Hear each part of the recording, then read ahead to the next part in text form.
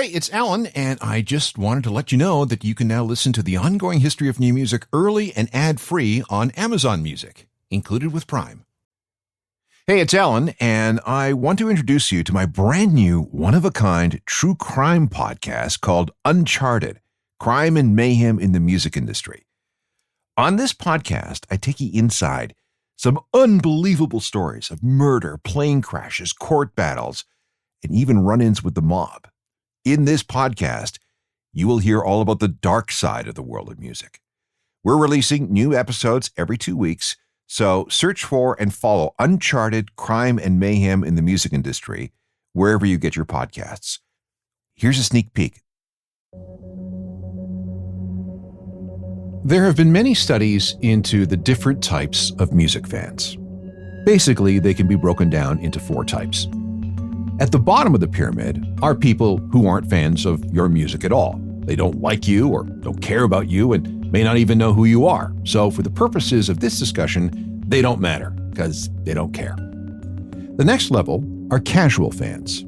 They sort of like you or your music, but they can take or leave whatever it is that you're selling. They have zero investment in your career. If your music comes on, they might listen. Going up another level, we have true fans. They love you enough that they will spend money on you. They'll stream your music faithfully, buy physical product like CDs or vinyl from time to time. They probably own a t-shirt or two and will go to your shows and have a very good time. At the very top of this pyramid are the superfans. Superfans love you.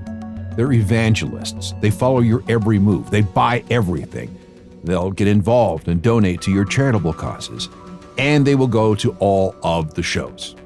They may total maybe 10% of your total fan base, but they are the source of the majority of your income, like 60, 70, even 80%. They are at the top of the fan pyramid. From there, though, we can cross over to the dark side. And this is where we find the fantasists, the deluded, the obsessed, the trolls, and frankly, the insane. They are dangerous people, a threat to you and the people around you. And they show up when you least expect it. And if they break into your online world, well, that's a whole new level of terror. I'm Alan Cross, and have I got a story for you. This is Uncharted, Crime and Mayhem in the Music Industry, Episode 7, The Linkin Park Cyberstalker.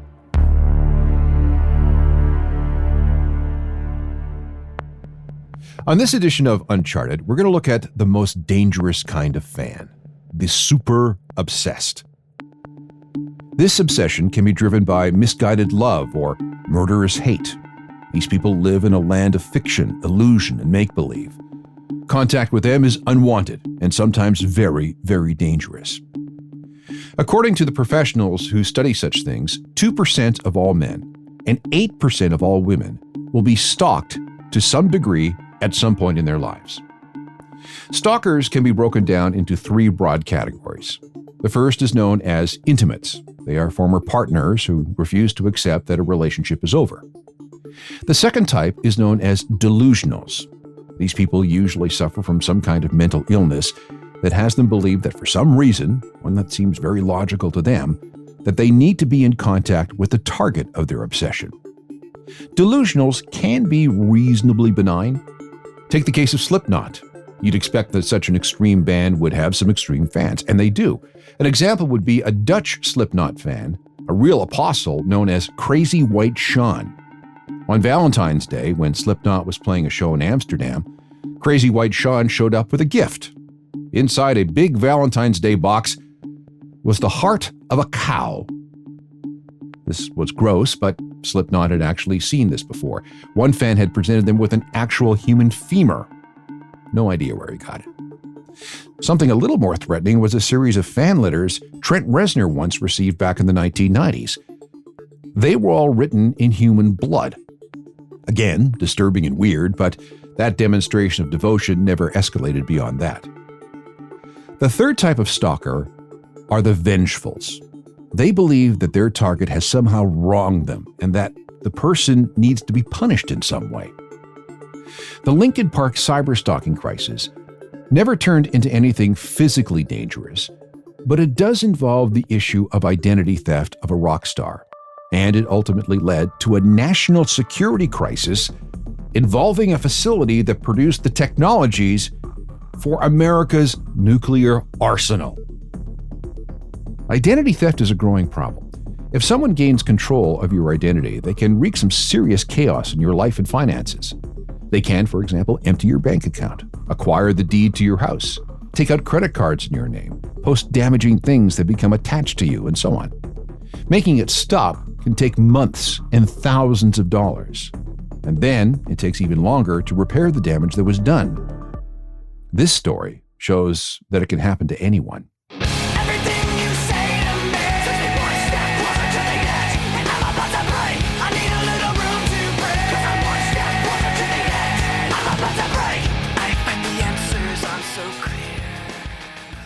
Linkin Park has an amazing management team around them. When I was dealing with them in the early 2010s, I spoke to several people who were in charge of the band's online presence. They were smart, way ahead of what most acts were doing at the time with things like social media and online fan engagement. They were also very conscious of the need for security. But the online world of Linkin Park wasn't always as secure as it is today. We might be able to trace things back to the spring of 2006. In late March of that year, Linkin Park vocalist Chester Bennington had his cell phone hacked. This was in the era before the iPhone and other smartphones. It was also before things like two-factor authentication, facial recognition, reminders for strong passwords, and all the other things that we do today. Chester and his wife Talinda were plunged into a cybersecurity nightmare that went far beyond just a hacked phone.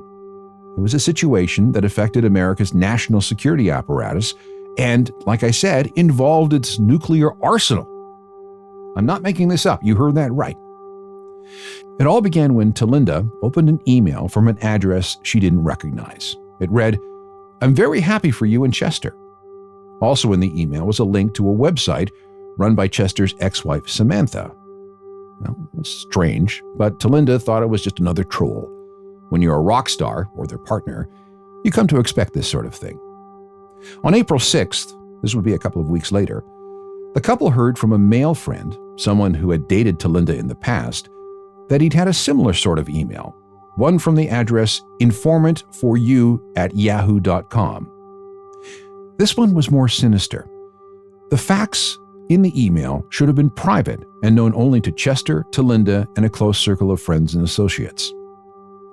This was followed by another email sent directly to Talinda when Chester was out of town with the band. "I know you're going through a hard time being alone," it said. "My thoughts and prayers are with you." Okay, creepy, and it certainly intimated that this person somehow had access to Chester's work schedule. The emails didn't end there. They kept coming throughout the spring of 2006, each time letting both Chester and Talinda know that their personal lives had been compromised. And then the phone call started. Chester's mobile would ring in the middle of the night, usually between 4 and 4:30 a.m. But when he answered it, no one was there. Eventually, he checked the caller ID and called that number.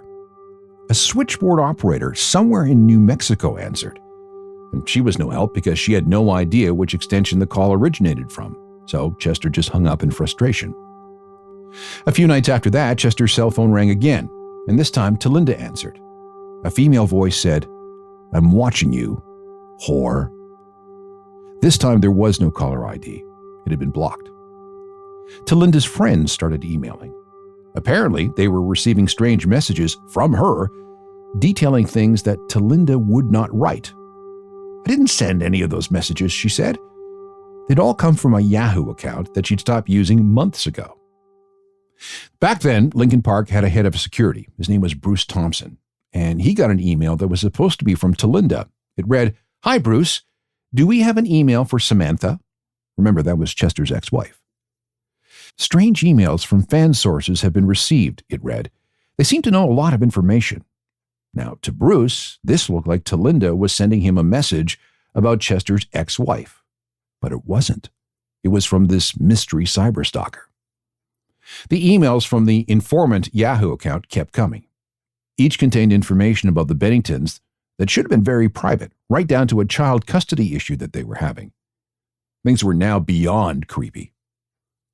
A little later, Talinda tried to log on to the couple's eBay account, but she couldn't get in because someone had changed the password. They got a notification from PayPal that someone had tried to change the password on that account. What was going on?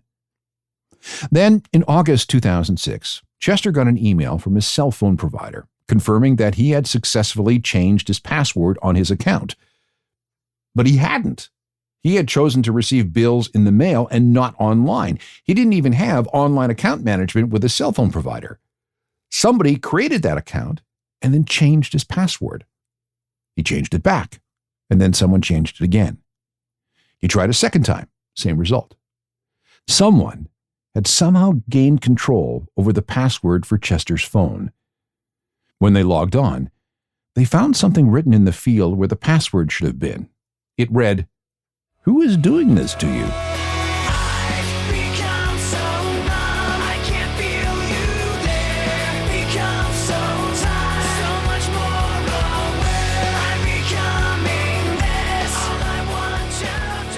That's a sneak peek of Uncharted. Hope you enjoyed it. To get the full episode, please search for and follow Uncharted, Crime and Mayhem in the Music Industry, wherever you get your podcasts. You don't want to miss an episode.